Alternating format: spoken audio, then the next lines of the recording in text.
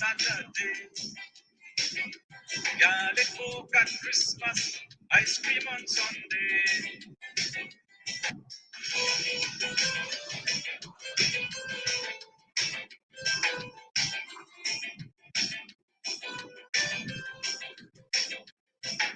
Remember your boyhood days, remember your wayward ways. Come let me go down memory lane, check out them days again. Remember learning how to ride a bike and learning how to bus. Drinking coconut water in the country that you daily bus. And the first time you wear long pants and feel like a man. Remember when Ramadan and Valentine beat England? Hiding in the backyard smoking a cigarette. And when they give you castor oil, you're living in the toilet. I remember still, and I always will. Time cannot erase boyhood days.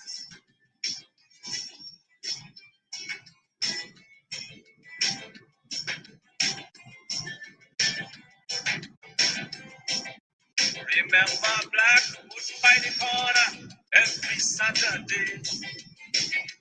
Garlic folk at Christmas, ice cream on Sunday. Remember peeping at two lovers in the grass. Remember trying hard not to sleep during midnight mass. And the first time you get a chica in your big toe. And the first time you ask a girl and she tell you no. I remember still, and I always will. Time cannot erase boyhood days.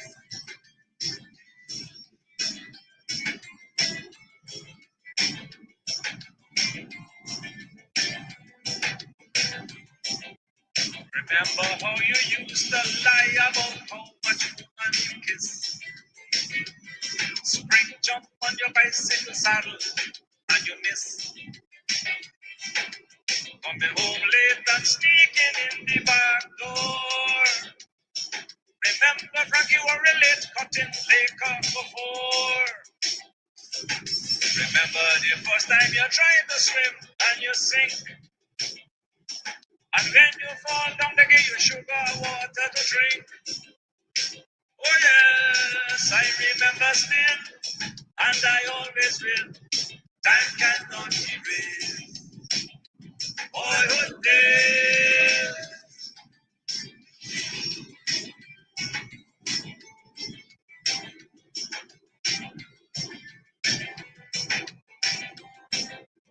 Remember how you used to be afraid of teachers in school. And the big boys used to tap your head like a fool. Remember the Phantom Woman, Jew and Superman. Remember Flash Gordon, the Shadow, and Charlie Chan. Remember the first time you kiss a girl on she mouth. Remember how you feel as if the back of your head will fall out. Oh, I remember still, and I always will. Time cannot erase boyhood days. I remember still, and I always will. Time cannot erase boyhood days.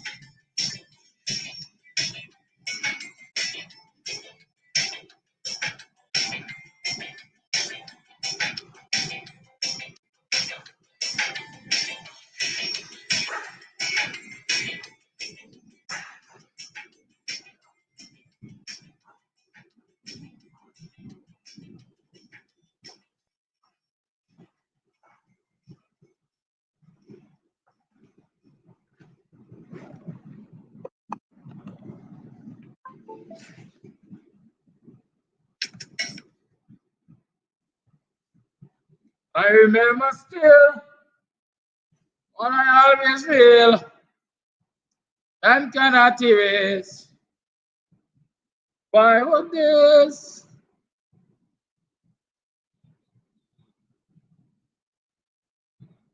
Morning, neighbor, morning, everybody. Welcome to another program of Guyanese Morning Time. It is now 21 minutes past the 7 o'clock hour. I am your host, Kidaki Amsterdam. Well, for this morning, I think I'm accustomed to hearing me but not seeing me. I'm getting some camera difficulties, man. This technology thing, like I declare this year 2026, not the year of taking stress. So y'all can understand that I ain't into the stress taking things. And so we're going to proceed this morning. Sometimes we will have camera, sometimes we will not have camera. But for now, we will not have any camera.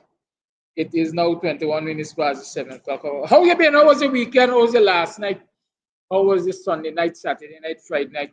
What did you do over the weekend? How are those New Year resolutions coming? What have you been able to achieve from the start of the year to current? What have you been able to achieve for the first 20 days, let's say, of this new year 2026? Y'all talk to me. I want to know, right? What going on for you? As somebody say, what happening for you? What's happening for you folks? Talk to me.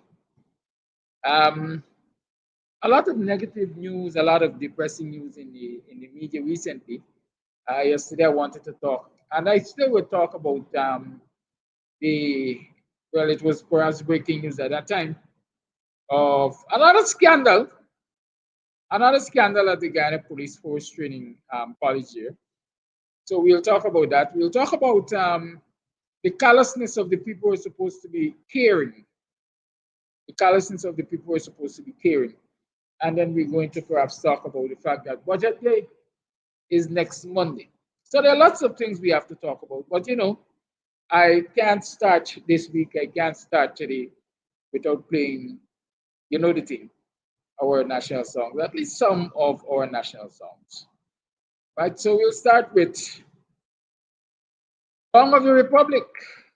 We'll start with Song of the Republic.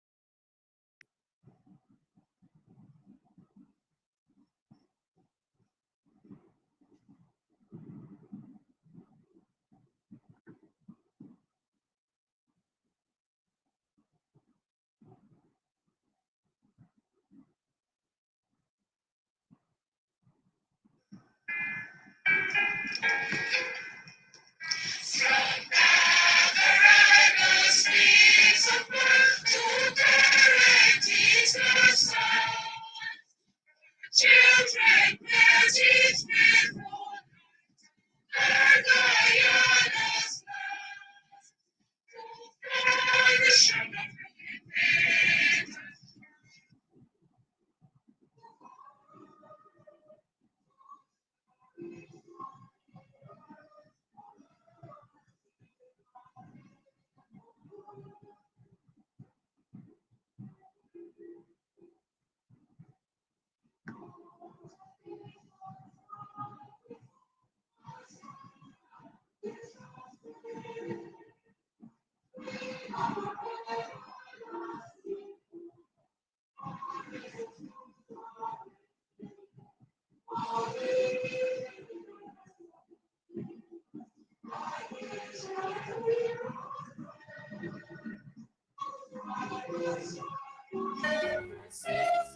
Strength beyond the sea.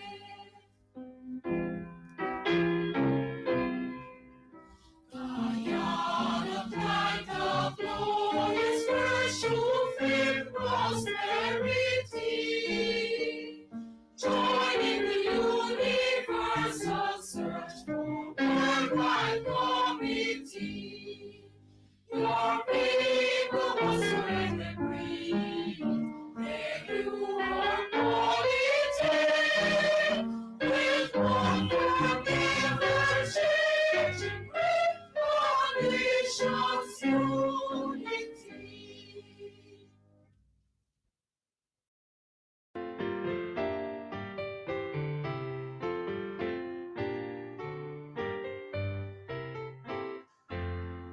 Marching towards the shining future, courage high, the past is gone.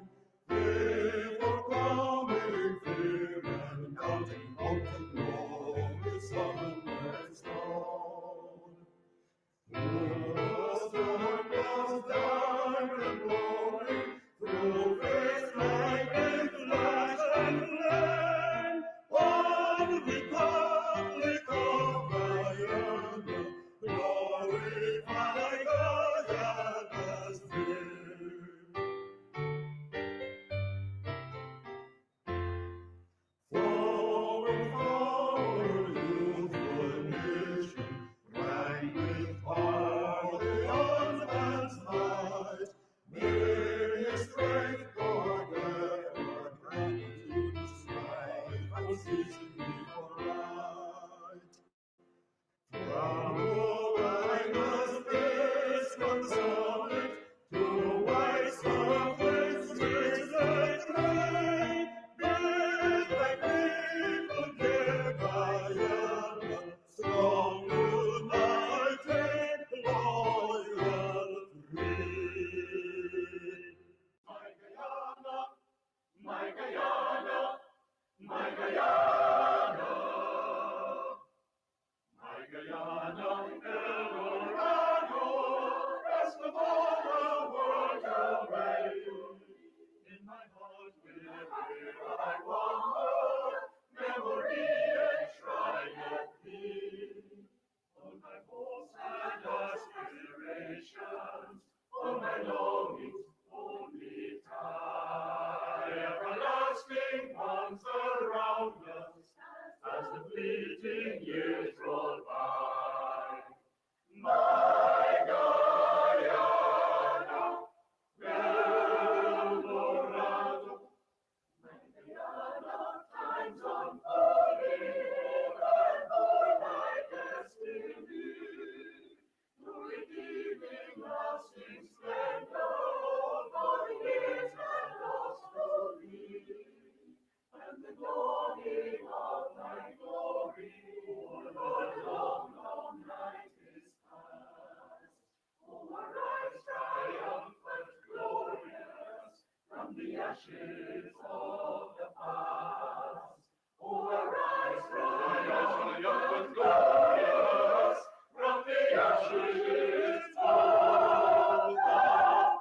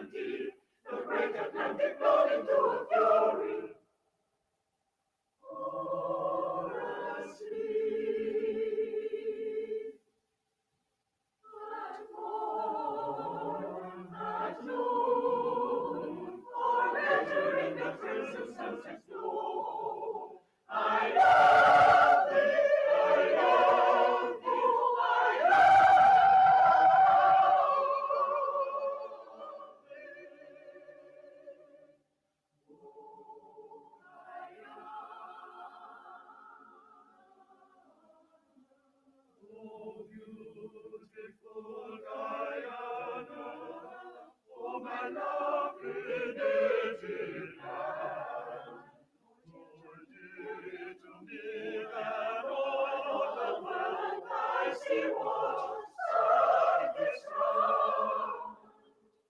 Oh, down upon the borders of the snow, the great Atlantic going to a pure, Atlantic going to a pure,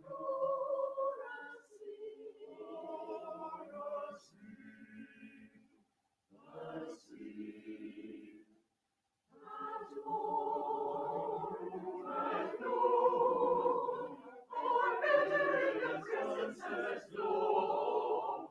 I love thee, I love thee, I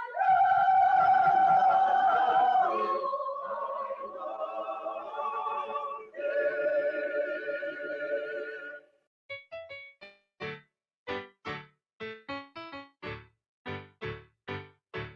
Guyana, I want to serve my country. Guyana, beautiful, happy, and free. Guyana, let's cooperate with our government to help develop Guyana the free. Together, my comrades, we'll build our new Guyana, a country where all are equal opportunity. So let us begin now to show loyalty to Guyana by showing love and respect for all that it needs. My brothers, my sisters, we will live and die here together.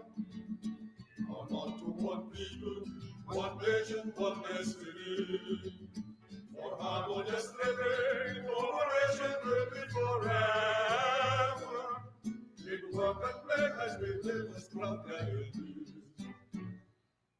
Guyana, I want to serve my country. Guyana, beautiful, happy, and free. Guyana, let's cooperate with our government to help develop Guyana the free. When it's time we settle all the racials in the interior, our natural resources are there in great quantity. And we will do farming and establish towns by the border. We'll grow more food so we would fill all Guyanese. My greatest desire is to serve my country, Guyana, and sincerely help Guyana to move along. Our government asks us that we study hard and we learn the things that will help Guyana to become strong. Guyana, I want to serve my country. Guyana, beautiful, happy, and free. Guyana, let's cooperate with our government to help develop Guyana the free. To help develop Guyana the free.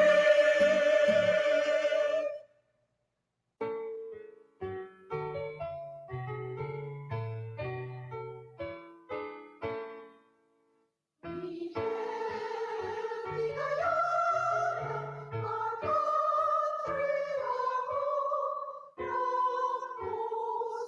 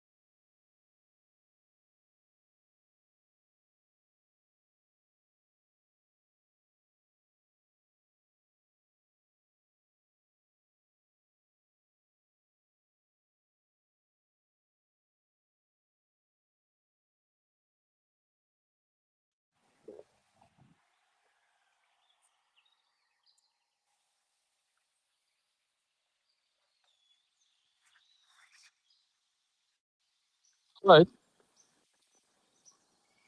So let me know if you can hear me loudly and clearly. Give me a thumbs up, please.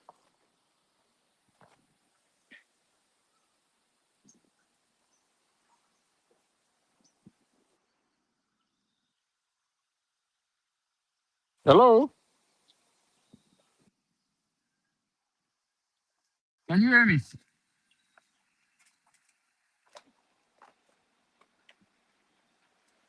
Any echo?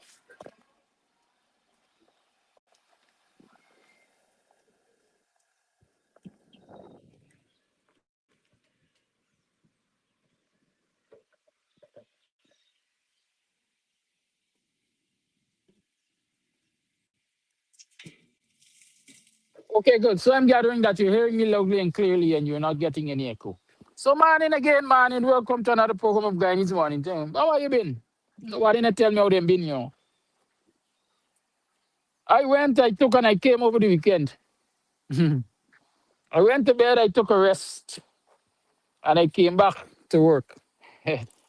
Because you know this is a job all by itself, right? The Guyanese Morning Time is a job all by itself. I've come to recognize that, the program has developed such an important presence, if I can call it that, that whether or not I like it, I have to ensure that I get it done.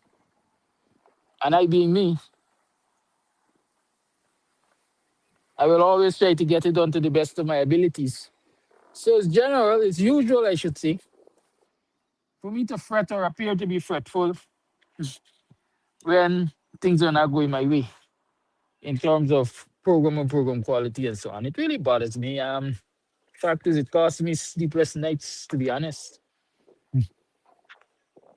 So last Friday, as you're aware, I think, I reported to you that, my broadcast laptop collapsed Thursday evening. The man just shut off just so. Well, I couldn't come to a conclusion just like that. I had to do some diagnostics. And so I know for a fact that the charge is functional because I had that checked. And so it's not a case of the charger. And so usually when your charge is working and your computer is not, you gotta go inside. And when you know you gotta go inside, you start fearing the worst. And I'm already fearing the worst. I believe the board has been damaged. I mean, I say nothing whatsoever, right? But then when you gotta consider the cost of replacing those things, they bother you. It's as simple as that. So the reality is I might very well have to be looking at the replacement of that broadcast computer. And so trust me, I'll do every diagnostic I can to ensure that it has to be replaced before I really and truly go down that road because it ain't cheap. Mm. Right? So I went to one of the tech shops yesterday to have it checked. Man, this country sometimes is such a joke. And I was told, you have to bring the charger for the laptop. I would think that a tech shop would have the different types of chargers or even a universal charger, but no. I have to carry the charger. So that is costing me another day broadcasting from an alternative, which is not working the way I want it to work. The camera is giving me problems. I don't know if it doesn't meet the specs or whatever, but it's kind of flashing in and flashing out, intermittent. So yeah, this is why we're working without camera this morning. Yeah, strange though. I can actually get camera from my phone, but I don't like them, man. We all have our preferences, huh? I respect yours and you respect mine. And we're gonna get along like that. Good. So that is that. So you understand what are the limitations of this morning's program. You understand why there was no program yesterday morning and stuff like that. But I want you to help me to understand is why in this sometimes I'm tempted to say God forsaken country, our healthcare system has not evolved from primitive Guyana.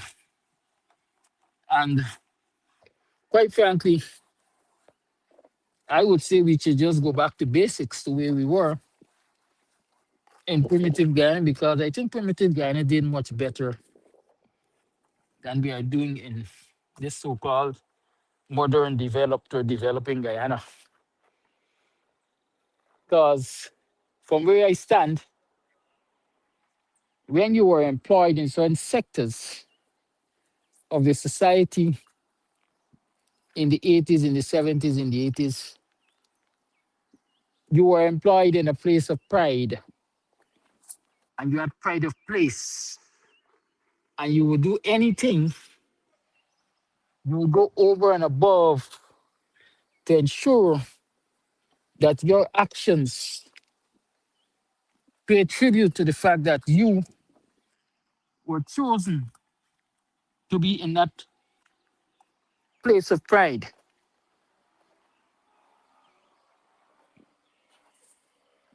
A lot of the folks then understood where we were coming from because we were coming from a place of colonialism or colonism where it was Massa's territory. And so the white collar jobs and the blue collar jobs to the greater part were reserved for Massa and the likes of Massa, the ilks of Massa. And so uh, a native, an Afro-Guyanese, an offspring of the now freed Africans from the slave plantation, the now released indentured immigrants could not easily get into professions such as nursing and banking and education and so on. And so when the time came for them to break that glass ceiling and they were allowed to become nurses and educators and public servants or civil servants, as they called them back then, it was really, really an achievement and a source of pride. And the community respected you because, hey, you blank, but you ain't standing back no more. You get a chance to be working in these sectors that were once reserved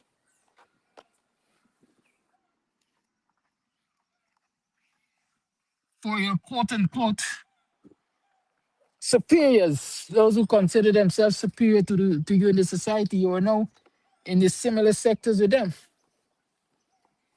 And so you went over and beyond to prove that you really deserve to be there.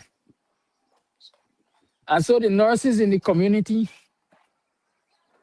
they not only function at their places of work, but they function within the communities. I remember many of our Buxtonian elders will tell you that they are born Buxtonians, they were delivered at home. And some of the children were delivered at home by also by midwives. I remember we had a midwife in this village named Nurse Grenada. I don't know if any of you have ever heard of Nurse Grenada, especially the Buxton people. But Nurse Grenada. And so you protected that job, the dignity that comes with that job or came with that job by your very actions.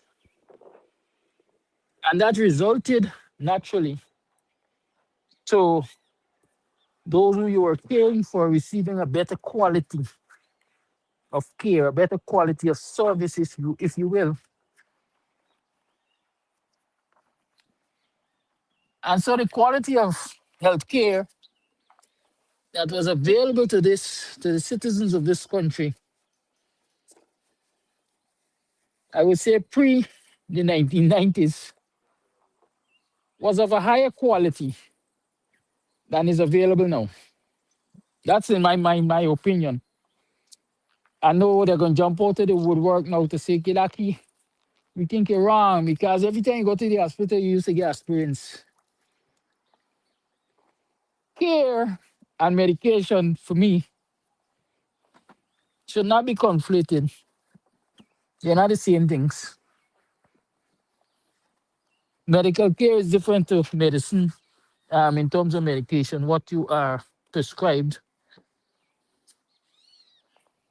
and whether or not it's available. But now one will argue, well, technically again, one will argue that you're getting medication or access to medication, not that you're getting medication, quite frankly, because if you go to many of the so-called modern healthcare facilities in this country, you'll find that in most cases they don't have the prescribed drug. You got to go privately and buy them. We had to do that in the 80s. We had to do that in the 70s, or definitely 80s and 90s and early 2000s and so on. I can always understand, like I keep saying, why that was so, because we had the challenges of foreign currency availability. Nowadays, we ain't got no foreign currency. Well, again, technically, nowadays we have resources which make it easy for the country to earn and earn more foreign currency. But the availability or unavailability of our medicine or of medication is in some instances just as bad or worse than when we didn't have access to the resources to give us the foreign exchange that we needed to acquire medication, etc. Now we have modern equipment, diagnostic tools. We have modern equipment this year, diagnostic tools, but again, the quality of care, right? The quality of care is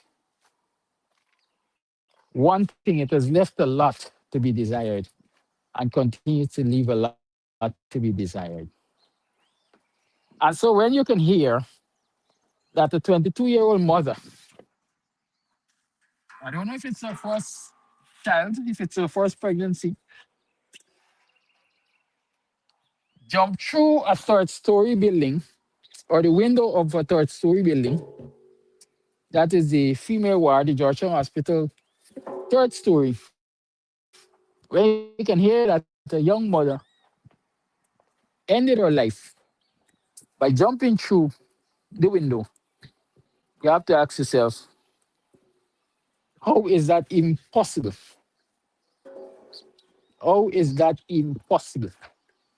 Well, I'm saying it is possible because of the quality of care, or well, let me label it the poor quality of care that is provided by our healthcare institutions,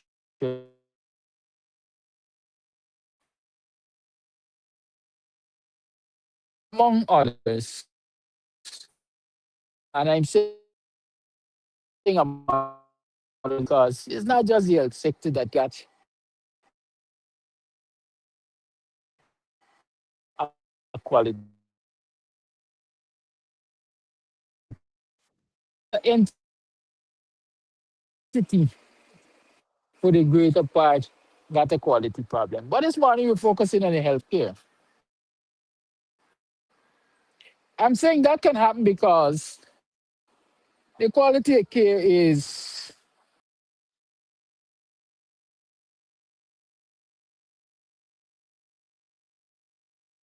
doing what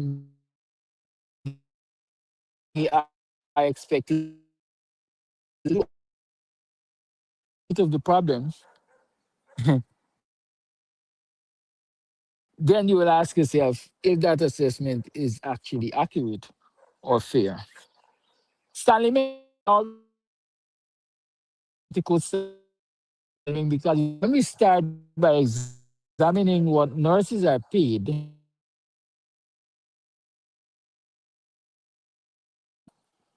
and medical technicians are paid and medical practitioners are paid by the system to perform their duties, you know that you are going to get monkey business because in fact they are paid. A lot of our nurses are in the system disgruntled because they are not paid adequately, but the government has been importing people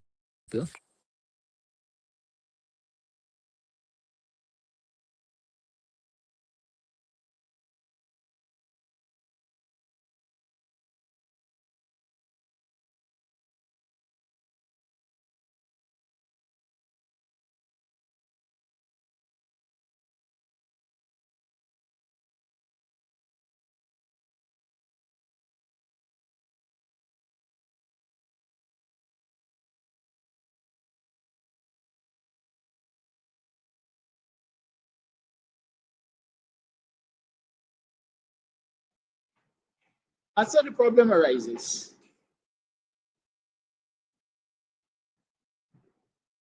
The problem arises that people are expected to work on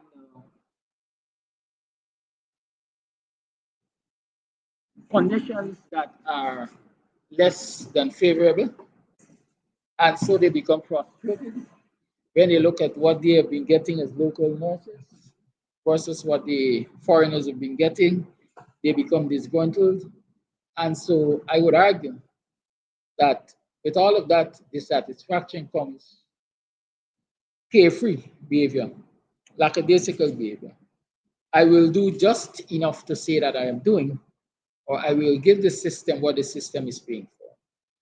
And I think it is that attitude. I think that is the root of the problem. That is what, in my mind, would have given rise to the lack of attention, the lack of care, the poor quality of service being delivered that would allow that young lady to jump out of a window. Because ordinarily, and I have no evidence of this, I think it has been reported at least on social media. If someone is tested and found to be HIV positive, as a matter of fact, the quality of service I am aware of is that you do a pre-testing counseling session and then you do a post-testing counseling session. And so the question I'm asking, if the information out there is accurate that a young lady was found to be HIV positive and as a result chose the suicidal route, was any pre-testing counseling done?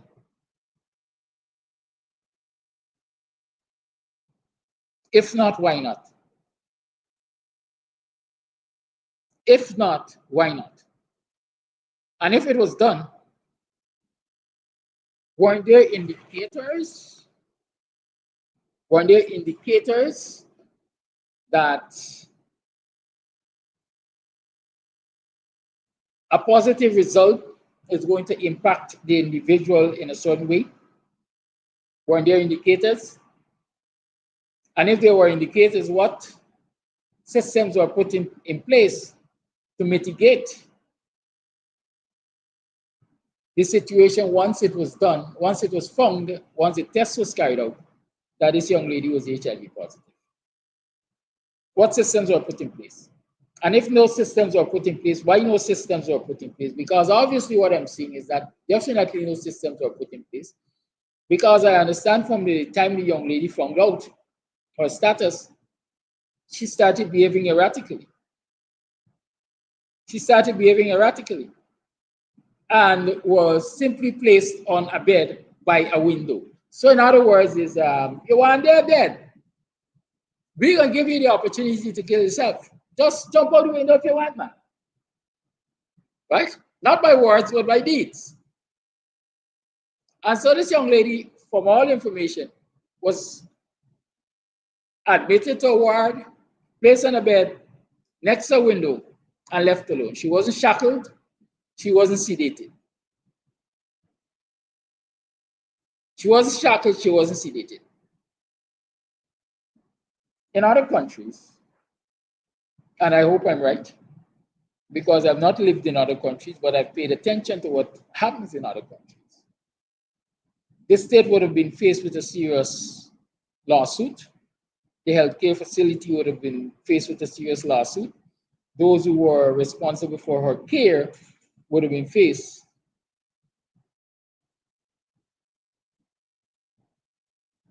with a serious lawsuit. Now, social activists say maybe it never crossed their minds. And now that this has happened, if it happens again, they are to blame. They are to blame because it has happened, sir, or miss. They are to blame. And I'll tell you why they are to blame. Every institution has standard operating procedures. Every institution has standard operating procedures. And this cannot be the first time in the history of this country or in the history of healthcare around the world that someone has found out that they are HIV positive and decided to end their life by suicidal methods. Even in a healthcare facility, it cannot be the first time. And I like to say, people say experience teaches wisdom. But when we say experience teaches wisdom, it doesn't have to be our experience. We are expected to learn from other people's experience. And so I know, for example, there's something that is called case studies.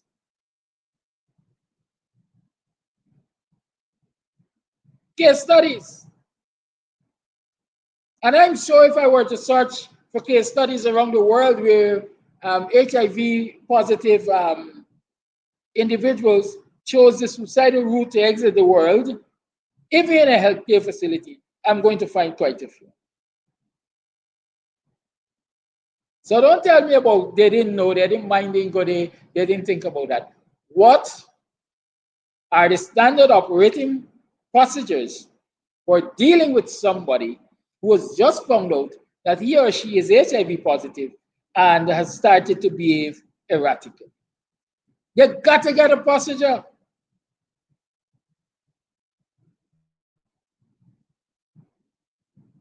Good. So Sharon Edwards is saying that the family said on some live that the test is negative. All right, so the test is negative. All the merrier. So then we have to get to the root, or we have to look for another root. Why did this young lady commit suicide? 6 months pregnant. And no, 6 months pregnant. So again, she wasn't pregnant for 6 days. She wasn't pregnant for 6 hours. She was pregnant for 6 months. She has a history. What does her history say from the day of conception up to the time she died?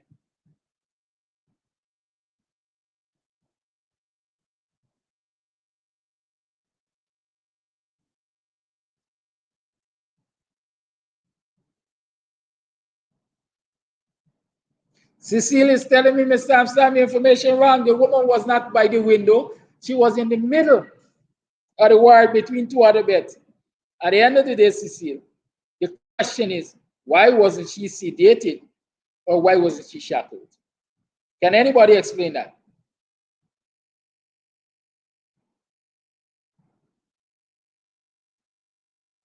Were the standard operating procedures followed? If not, why not?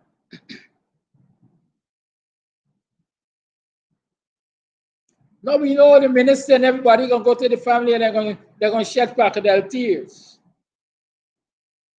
They're gonna empathize.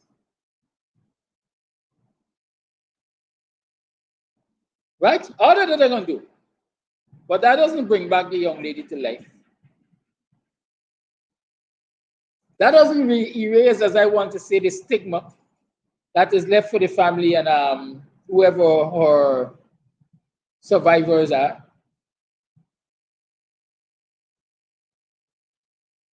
It might be a learning moment, it might be a teachable moment. But at what cost to that family?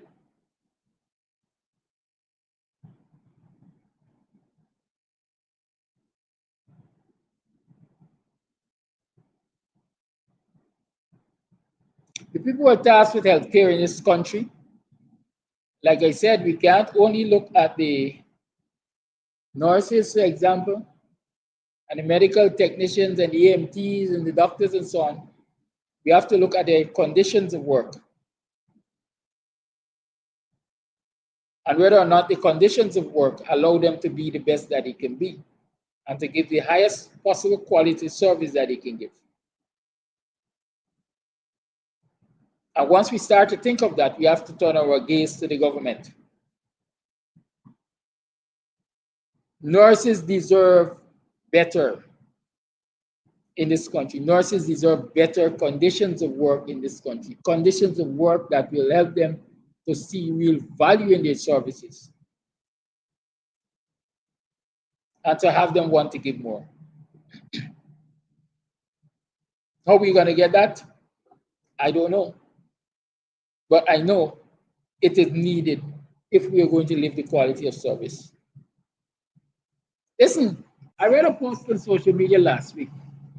I can't remember the name of the doctor. I'm not going to attempt to give you the name of the doctor, but let me just assume the name of the doctor was Carter, a generic name. A foreigner, I think a tourist to be more specific, reported that he came to this country, went to one of the outlying districts, he went to Kaichor Falls, etc. And he was somewhere in the interior region. And he started feeling unwell. He knows what his complaints usually are. So he went quickly to the nearest health outpost or healthcare facility. And he got there around midday. He saw a doctor or a medical personnel sitting at a desk and requested or indicated to them that he was there to have his BP tested. The response he got is, the doctor stopped working for the day.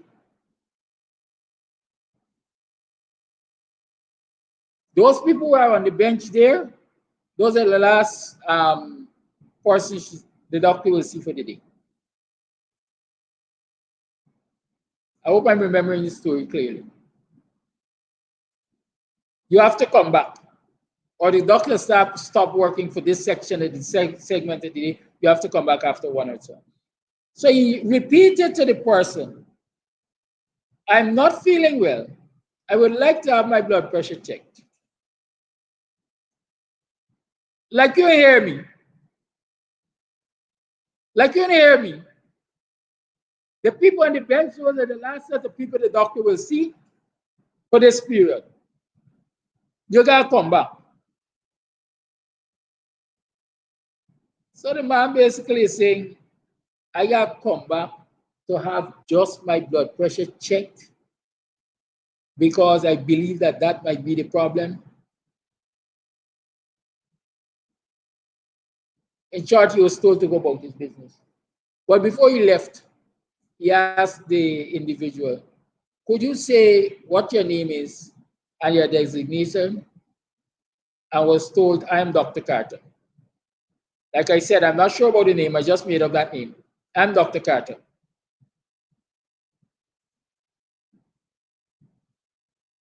Is that a sign of an uncaring doctor? Is that a sign of a frustrated doctor? Maybe an overworked doctor? Maybe a doctor who is aggrieved with the system and is just going through the paces, as the villagers say, walking with you to the finish line to watch you fail.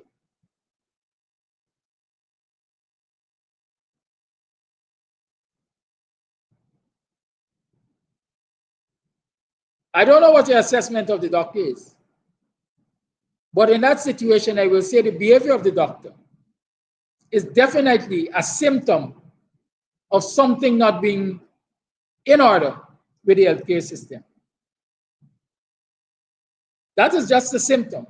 And so we have to get to the bottom of the issue and see why it is someone who is taking an oath. I think they call it a Hippocratic oath. Someone who, as a matter of fact, chose that profession only to be in that position to deliver. And I will say refuse to deliver. What could have gone wrong to result in such quote unquote callousness from a healthcare professional? I'm saying again, we have to look at the government, we have to look at the system, we have to examine it to see what is wrong and how it can get fixed. Many of us know the symptoms. Many of us claim we know the root problems. But I don't think it's a resource problem because we have access to resource. I think the government is failing to deliver to our healthcare professionals, and they in turn, excuse me, are acting up and taking it out on our citizens, as we like to say.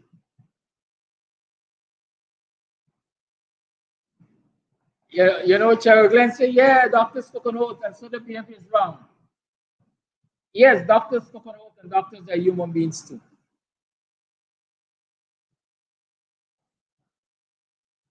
Let us confront that fact. Doctors took an oath, and doctors are human beings too. Like police took an oath, and police are human beings too. All of us must have taken oath and given commitments, but we are humans. And if things are not right, especially if they're flagrant abuses of the agreements that we've made, then naturally we will react as humans. Let us not forget that fact. I'll take a quick musical break and then I'll come back. We'll continue these conversations and we'll, of course, have some good music. We'll, of course, open up the lines so that I can take your calls. Okay?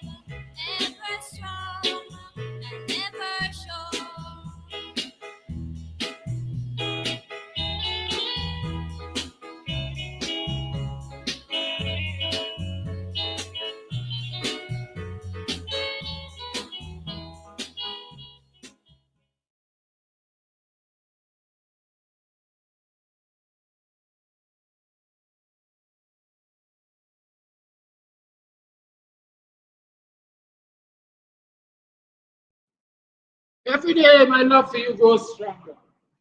I wish we could have said the same thing about the government.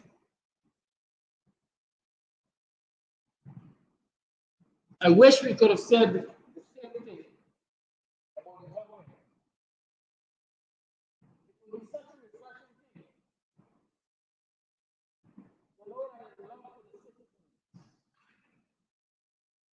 From this government grows stronger every day. But instead of that, what we keep seeing is an apparent hatred for the citizens from the government and the people in government going stronger every day or getting worse every single day. Right? Every single day. A lot of us as citizens like to throw the blame at the feet of our citizens, our fellow citizens. For example, if the nurses are dissatisfied, what are still doing on the job? What are still doing on the job? Because number one, it shows that job. Number two, it might be where they want to be. And number three, maybe there is no other place they can go. And when I say maybe there is no other place they can go, I am basing that statement on the reality that finding employment in this country is difficult, especially as a local. Right? Especially as a local, finding employment in this country is difficult.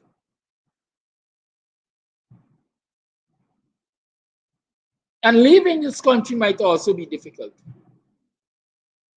Because here, when you want to test or ask yourselves if the nurses are really in love with the profession that they're in, look at what happens when they migrate.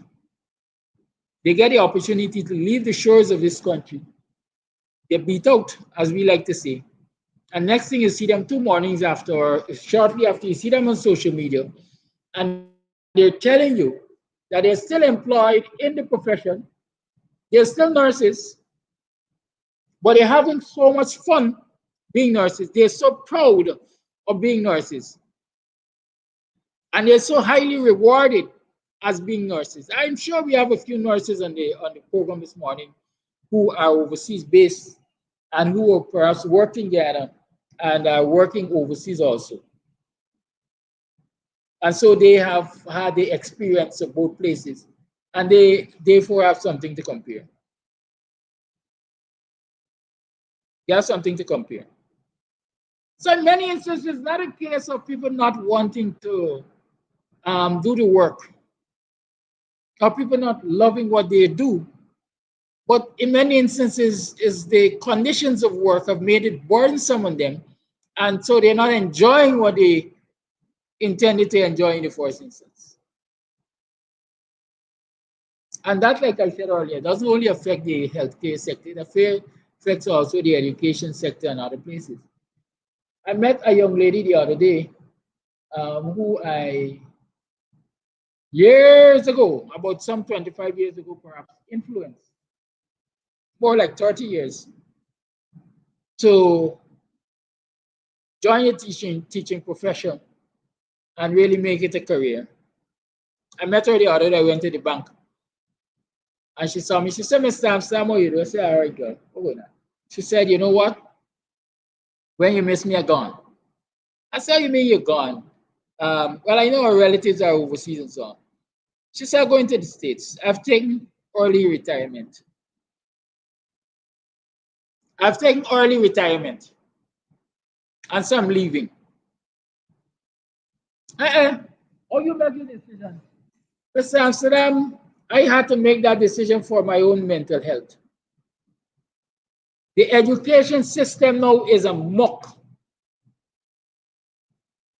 It's burdensome. It's sickening. It is depressing, especially for those teachers who are of the old school, those teachers who are dedicated to little learners, those teachers who are transformational and not transactional. Teaching in the system has become a burden. Why are you saying that? Because the CPC, the Sir Porter College of Education, is now focused on numbers, not quality. Quantity, not quality. How many teachers they graduate, not the quality of the teachers they graduate. And so when the newly graduated teachers go to the schools, the seasoned teachers are now tasked with teaching them how to teach. Are now tasked with teaching them how to be teachers. So the Teachers Training College is sending teachers to our education institutions, and the teachers themselves want to be taught. And the senior teachers, the more experienced teachers, the teachers who came from a time where, like when Mayhema was responsible for teacher training, if you fail, you fail. If you fail, you repeat. If you have to repeat too many times, you get kicked out of college. Those teachers who survived those days are now like on-the-job trainers. And they say it has become burdensome, it is becoming too much for them. And a lot of them are looking to exit the system because they didn't sign up for that. They love teaching, and they can't stand and see these quote-unquote low-class teachers go into the classroom and make a mock of the children's lives, so they intervene. And intervening has become burdensome on them. And so some of them just decide, listen, I get an opportunity to go to the US to teach, I'm going to leave and go. Note, they're going to become security guards or officers. They're going to become policemen and women. They're going to take some construction job. They are going to be teachers. And that says that they still have a love for the profession, but they simply find it difficult to, I would say, execute that love under the conditions that are given to them in this country, this so-called, sometimes God-forsaken country. If Guyana is to grow, the PPP must go, unless they're going to change their attitude immediately to governance and give unto the citizens what are due unto the citizens. But like I said, I won't be holding my breath. Power gives nothing without a fight. Right? Power gives nothing without a fight. Even that which the citizens are legitimately entitled to, power will not give it to them unless they are prepared to fight for it. It's 23 minutes past the 8 o'clock hour. I'm going to open up the lines. The lines are 1-622-5933 is the number to call. And while I await your calls, let me say that I woke up yesterday to the announcement that there is another scandal. There's another scandal at the police station. Yeah, another scandal at the police station. I mean, we call it scandal. I don't even know if it's still a scandal. Because that looks like a standard operating procedure. Huh? That looks like a standard operating procedure. It's been happening not today, not yesterday, but it's been happening for quite a while. And I want to get more in depth into what I'm talking about. Sorry, good morning. Yes, good morning to you and all my black brothers and sisters in Guyana. First thing first, I am responsible for what I say. Not all. The government has interpreted it. You know, let me give credit where credit belongs to. Can you hear me clearly over there? Yes. Beautiful. I'm encouraging those who are on this live this morning and those who are listening. Go and check out a video that this young man made from Canada. Poor people government. Poor people governor. A powerful video. The best one they gave you so far, the best. From Flash Garden. I cannot explain it because we don't have much time. But it's very, very intelligent, beautiful. Listen to that young Adayat PNC person like Flash Garden. You touch upon nurse in village. Let me touch upon that too.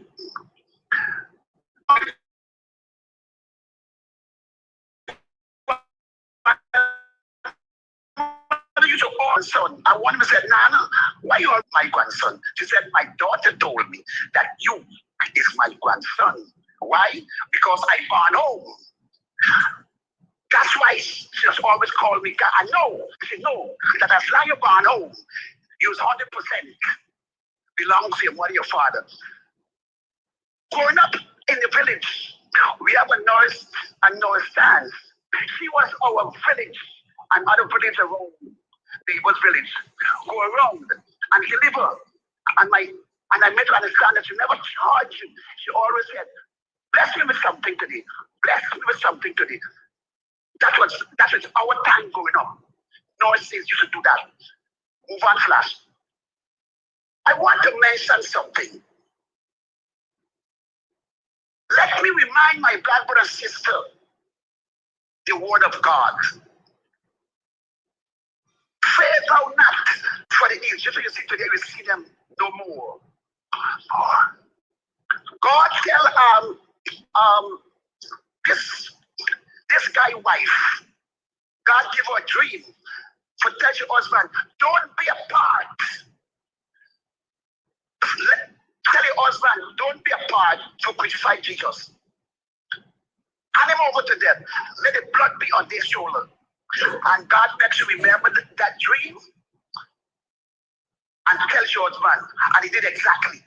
God is telling me now this morning for tell the 12 disciples, don't be a part for trying for swearing Muhammad. Let Muhammad succeed. Vote for him. And the government parliamentary. God don't want the 12 because I am swearing criminals. And God don't bless criminals until they repent, my black and sister. I is fighting God's works. God said, my people receive not because they ask what you guys are doing. They right now is wrong. Muhammad was in parliament. When them lock parliament door out of our opposition leader. When Mr. Ahman was opposition leader, I remember those days, man. What good for the goose is good for the gander. So I hate them lacking, and the constitution was still alive. The world unity was still alive. But Muhammad was inside parliament when them locked our opposition leader out. He was a fight. So why you have to fight for Muhammad going in parliament and then paint it up nice, and look nice, all the constitution and the constitution. From 692, the government never ruled by the constitution towards black people, never. And law and order. Before we go, you all could remember when you white president of Guyana, when the judge cannot do swearing. What is it? You show the baby code out of the and call it. That judge now did something wrong. That judge should have never swear. These people that destroy Guyana law. And these white people, them not just come and disrespect black people too, and black man I see. Now I see the French ambassador with the other 4 or 5 and put pressure on them. One of them put pressure on them with government for fair election and new why black people stand still and see the salvation of the Lord, man. Them now be fighting by themselves. Abinat is still the leader of the opposition up now. You don't get confused that. Because if in America, let me make an example. When you go and take your test to become a citizen and you pass that test, it will qualify you yet that you are a naturalized citizen. You have to wait until you're swearing. You only pass to be swearing in. Or when swearing, that you become. That man, he only can afford to become the next leader of the opposition. But you have to wait until he's swearing and how long he's army not. Just take a space. That's what you have to fight for. Thank you very much for your time.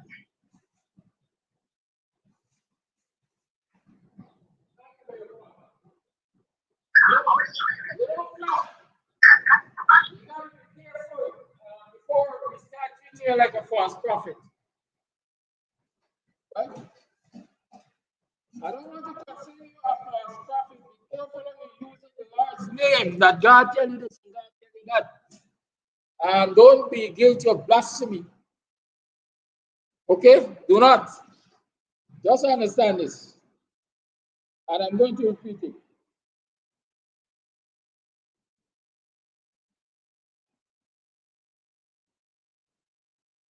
I don't care who becomes the leader of the opposition. I care that the constitution must be respected.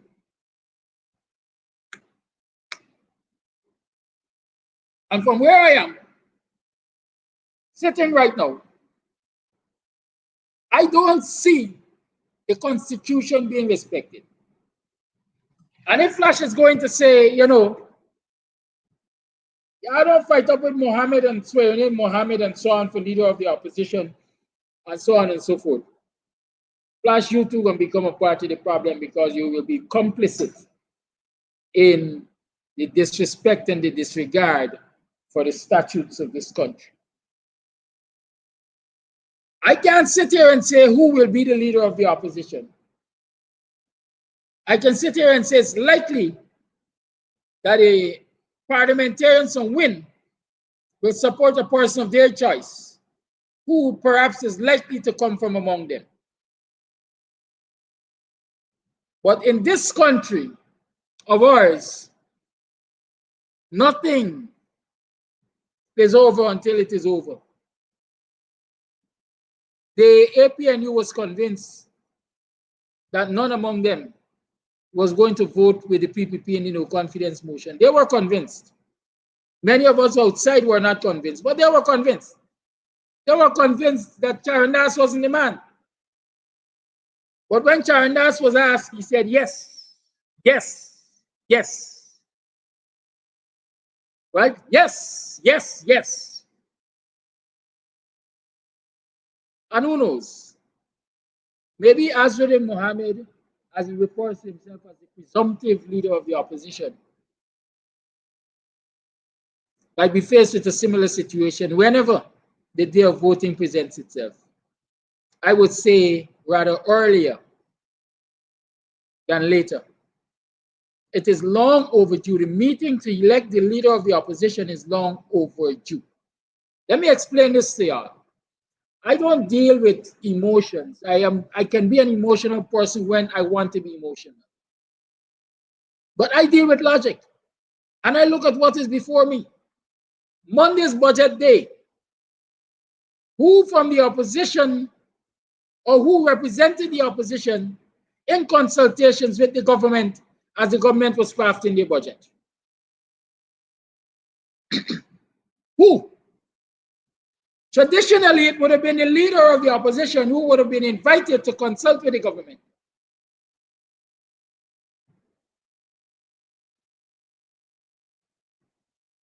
On policies that they might want to be introduced to the budget.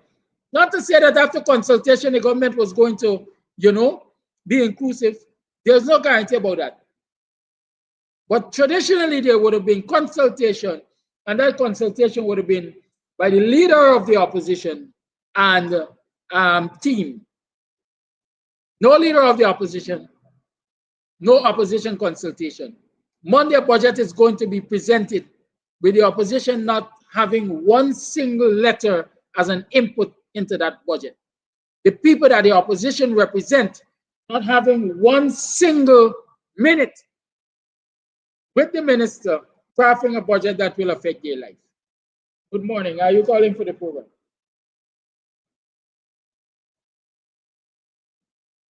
Oh, yes. Were you told where to come for it? Okay, so on the sideline dam, you know Buxtonian? Are you from Buxton? All right. Where are you right now, in Georgetown or you're? Okay. This number is on WhatsApp. I can send you a location. The same number? All right. Okay, I'll check for it. I'll send you location. Okay. What kind you said?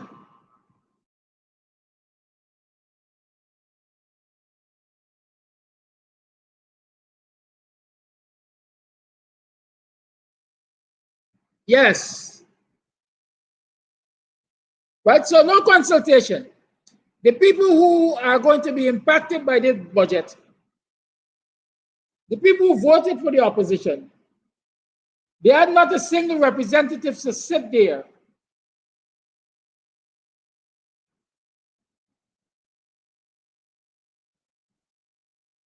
to represent anything on behalf of them. But we are saying it's okay for the PPP to behave the way they're behaving, so long as it is assumed that Azudin is going to be the leader of the opposition. I don't do the kind of politics. I don't do the kind of politics.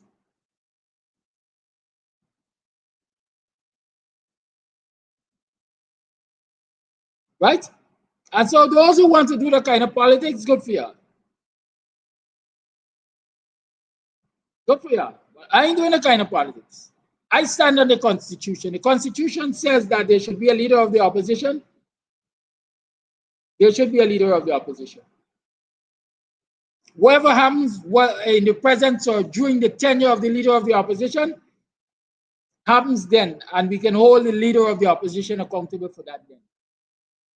In the meantime, we're just allowing the PPP to walk all over us, trample all over the Constitution. And like I keep saying, be good with her. But I ain't good with her. I ain't know about y'all. Voice note. Once I get a chance, because you know I will contribute and say my contribution because I know you. But it's a good work you're doing enough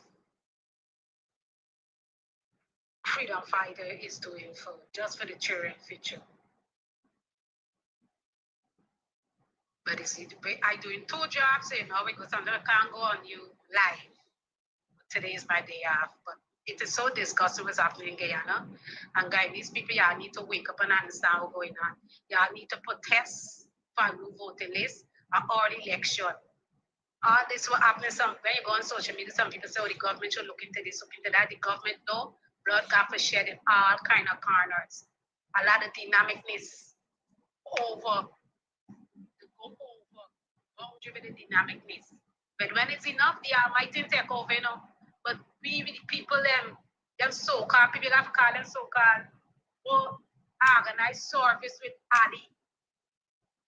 It's for their control of the Guyanese people, with the dynamic works.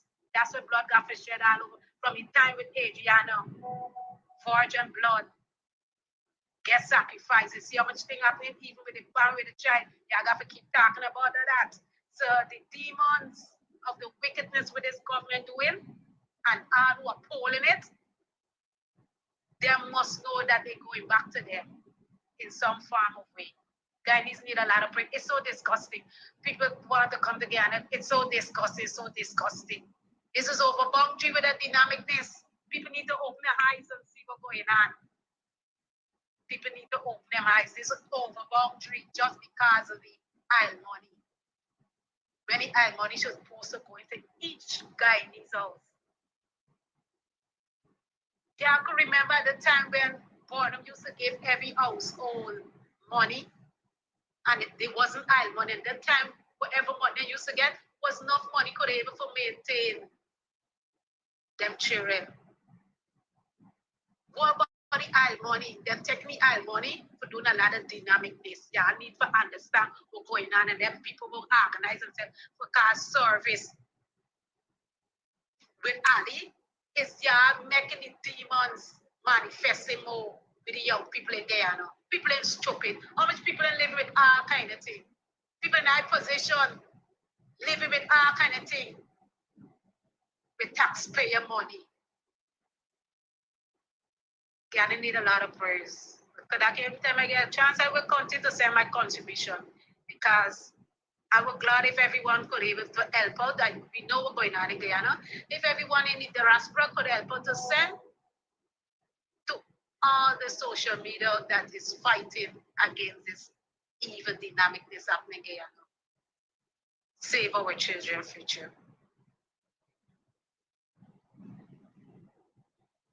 Thank you for that voice note.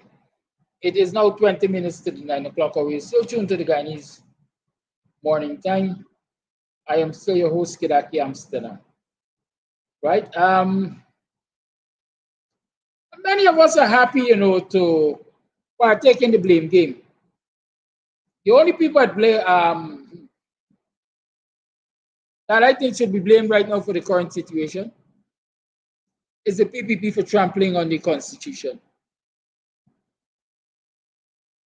And the representatives of the people for not standing up so that PPP can respect the Constitution. So the representatives of the people are failing to make the PPP respect the Constitution. We can find a million reasons why that is so. But the reality is, they are failing at that. Caller, you're on. Caller, good morning. You talking on mute because you would have sent mute and they talk. That's why it's the same thing anyway. Good morning again. I don't know what Missy yesterday because such a thing get anyway on the topic with this mother and this thing.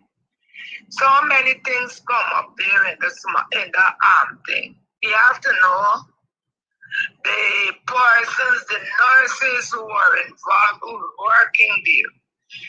You gotta know the strength of the ward. When I say the strength of the ward, the number of patients in the ward to the amount of nurses. And right about now in Guyana, all the trained workers are now being manned by 10-day workers. And these 10-day workers are there and they got a lot of input on the quality of work that you, the trained personnel that was being trained, have to do. Because they are there and they are watchmen or watchwomen for you. Now, I'm not saying the woman is right or what is wrong.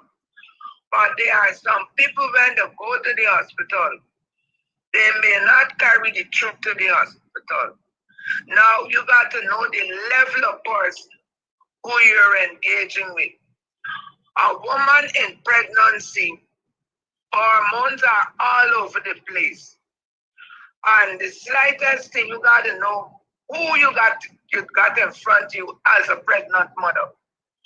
You don't know the woman's life with the partner now that she has become pregnant. You don't know nothing. But all that is being presented in front of you is a pregnant mother. And because of things like that, the inability for the nurses to spend time to get to know these patients because of the time constraint, you would end up with things like that. Now when the woman was attending like the clinic, the pregnant clinic, maternity clinic, the nurses at the maternity clinic might get a better knowledge of the woman because the woman goes to clinic for a period of time, and within the period of time, you a nurse that was being taught psychology, you should be able to know who you got in front. If you have the chance, that is why home visits are good, to be able to visit these people, you will get further knowledge to know how to deal with the individual. But because of the constraints now in Guyana, the small nurses intake, nurses got their own problems. They may not be able to cope with the person. Then we got to study if the nurses at the maternity ward, if they were all English-speaking nurses, because there are a lot of Bangladesh nurses that are here, and they are placed in strategic points. So we got to know all of them before we jump to conclusions. Now the family put out it is because of the result that this woman get a positive result. Then now the family trying to say it was negative. But the family may now try to say negative when they know what was the result. And if they are not, we began to see how far this thing gone. And everybody know that there is a stigma being attached to HIV. Any venereal disease has a stigma. Like how long ago TB, tuberculosis, had a stigma attached to it. Because if somebody got TB, you're mixing with them, you're mixing with the entire family. That is the same thing. So now, even if it's a positive, they are trying to say it's negative. Now, we gotta go down. You see how far this thing going? We got to get down to this woman's part now. We do not know if our husband, when this pregnancy came about, how supportive this man was to this woman. All those things we got to go into before we come out with a verdict. The love was, and after baby come now, a sudden withdrawal and all kind of thing. So before we run around and put out pointers there, we should get down and get a full picture of everything surrounding this woman. You're hearing about her family. You ain't hearing about the father, the picnic. You ain't hearing he saying nothing. And if so be the case, that was it, I think women should be aware of that man and try to keep out of his sexual way, because you don't know if you getting involved with a person like that and you become pregnant, if he will be supportive of that pregnancy. And if he is supporting the pregnancy, to me, you would have heard much more talk about this man, but you have not heard nothing about the man, you know? And that's telling me something. That is telling me something. You talk about the up and coming scandal. If it's involving the police, that is what has happened all the time. I don't want to go down deep, but a time I had a problem. My daughter and a friend came to visit me. And the thing with the living underneath it, my son wife, they had a thing and they carried them to the station, said the girl interfered with the terrorists. Them. Anyway, where we go, the girl got the phone call and called a big police from a certain part of the police. And when he came and he saw the police someone, he said, wait man, it's you. And the man started to talk about all them trench corner. You remember the trench corner? You remember the grass corner? You remember the seawall? And by the time the man started to call certain places, the countenance of this woman changed. When he asked, when she called the SO, he said, oh, she was a commissioner who died on the road. Backdoor tenant. That was the backdoor tenant, if you understand what I'm saying. So that is not new in the police force. It is something that has come through the ranks. There may be some policemen who wouldn't involve themselves in certain practices, but there are many. They say that the person at the head of this thing is a female and she in business who could tell what she had to go through the thing. So things like, don't know, Chakati or sometimes she's willing to talk about it. But the woman looking after she pension and she may even be saving her family. Because you know, if you talk anything about this government, you and your family life gone down the tube, bam. So the woman saving herself and she ain't get over straight. Bye-bye. Thank you for your call. You know, Flash, God made you good, you know. All of us are good on this program. And so Flash say, Mr. Amsterdam, I see you representing Mohammed in a diplomatic way. You're entitled to that opinion, sir. I'm representing the constitution of this country. I've already declared to the people of this country that I, for no way, shape, or form, would lend support to Mohammed, because the Mohammed has been lending support for all the years to the PPP as they've been destroying black people and black people's lives. I stand on that. But I also stand on the Constitution. If we are going to allow the PPP to disregard and disrespect the Constitution because we perceive that Mohammed may be able to benefit,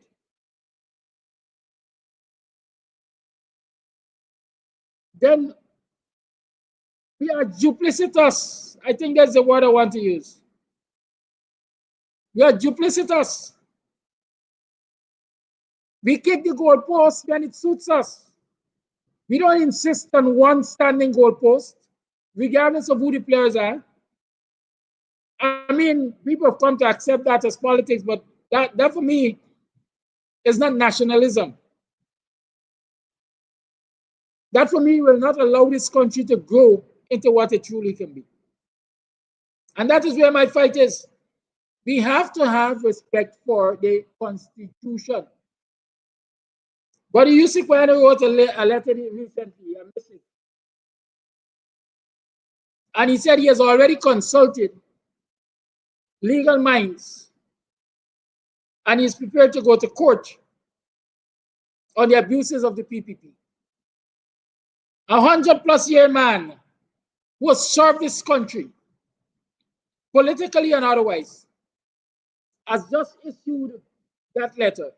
Are you going to accuse him of diplomatically supporting Mohammed?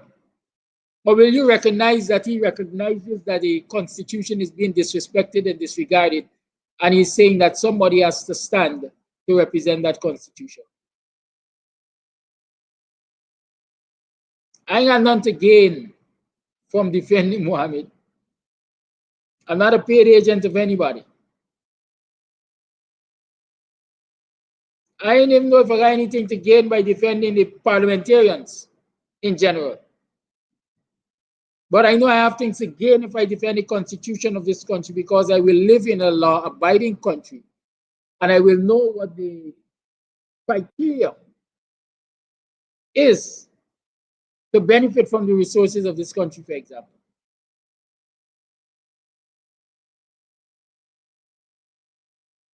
That's all I want to say on that issue.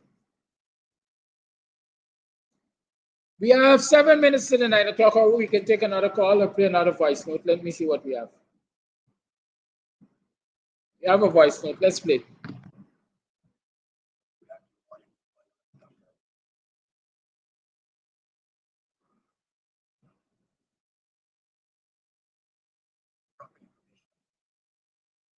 That you give for the past. Let me start for this year. Specifically on black people. If black people can't listen and understand where you coming from and what you are saying to the public, especially African people, something definitely wrong with me. You know, we have some sick people around us. Sick people. What the revelation will come out of Mohammed and the PPP. These are the same people who have Guyana in this dilemma today. The same set of people and African people linking with these people. They were these people wholeheartedly put really wrong with black people. Dr. Age, what more you can say to bring us back the way we're supposed to be and the way we had to be as African people in this country?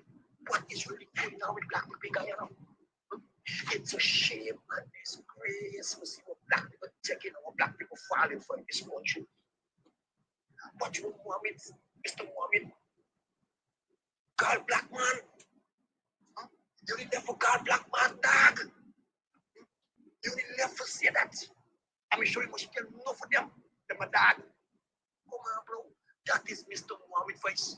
Mr. Mohammed, you believe that don't stop. Only people that you're talking to are the stupid out-slave, out-nigger black people you're speaking to. That is not your voice. Mr. Mohammed, you are also racial set of people. Racial. Understand me? So you go to hell with what you're saying. That's not your voice. Come on, bro. Come on, bro. I don't care the hell what you say. Y'all are disgraceful set of people to black people. Y'all don't like black people. And they want to wait black people understand that they in your DNA. Y'all hate black people so much. Y'all think tell little children. And when they be little children cry, I said, don't bring the black man on you. Who will react to the small children? Who will react to the youths of the young people of today? That is what y'all was getting them. That's it. With that black man thing in them. Come on, bro. Come on, bro. Now all of we have this same mentality that you think we have. Come on, bro. Come on, bro. At least not me. Me falling for them. Me falling for nothing we are saying and doing to black people. Not me falling for. You understand me? And you must go to hell. That is your advice. That's why you are going to you are not supposed to call black people. We need to understand is the letter that your son used to tire black people in the bush. Throw them overboard, torture them, all these things. What people share story? No, the people saying easy. When they want to say was here before them, they say. No, they say easy, look how foolish y'all look at black people still funny, y'all with y'all narrative and y'all racialism that y'all be within this country towards black people and your brother Kidaki. And that thing pick up yourself. Mr. Paulslow, pick up yourself. Mr. Carmen, pick up yourself.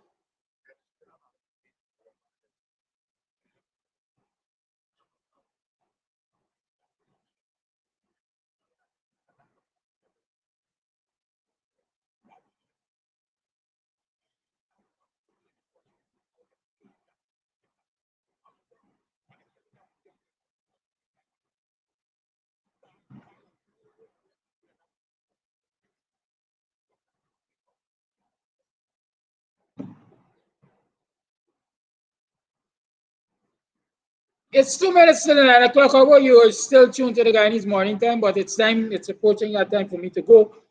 Let me remind you that Harris Butchery is looking for someone to work, whether full time or part time.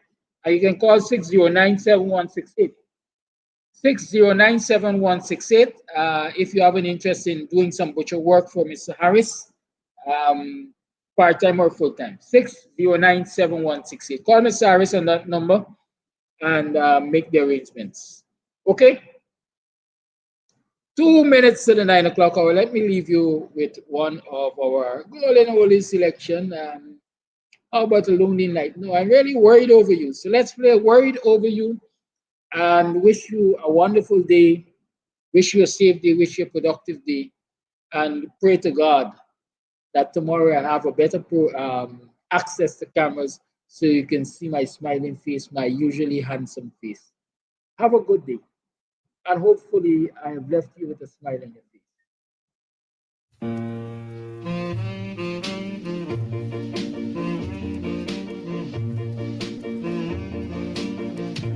If you didn't love me, dear, why didn't you let me know? Darling, you've left me in tears, and I don't know what to do.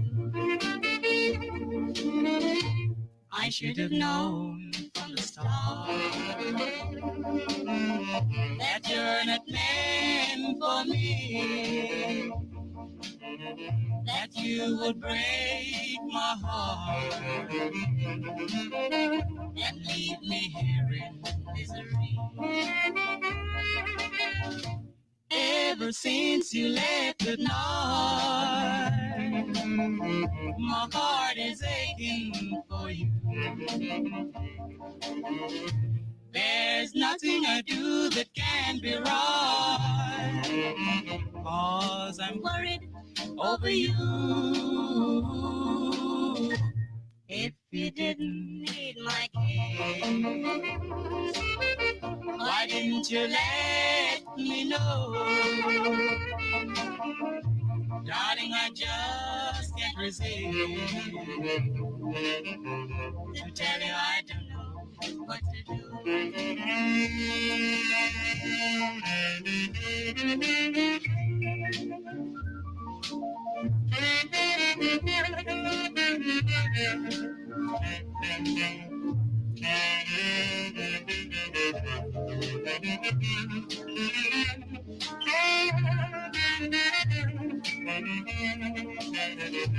Ever since you left the north, my heart is aching for you.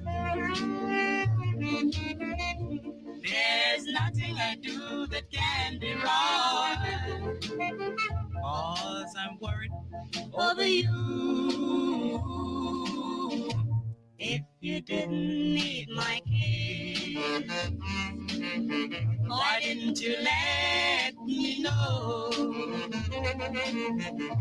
Darling, I just can't resist to tell you I don't know what to do.